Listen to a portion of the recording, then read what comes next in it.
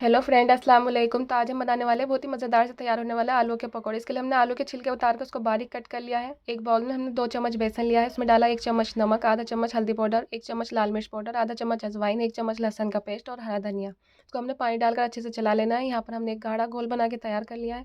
आलू के पीसेस को इसमें डिप कर ऑयल में फ्राई कर लेना है। यहाँ पर हमने सभी पीसेस को ऑयल में डाल दिया है। उसके बाद इसको अच्छे से फ्राई कर लेना है। ये फ्राई हो चुके हैं, इसको हमने बाहर निकाल लेंगे। इसके बाद आप इसे चटनी के साथ खाइए, चाय के साथ, काफ़ी अच्छा लगेगा। वीडियो अच्छी लगी वीडियो को लाइक करें, चैनल को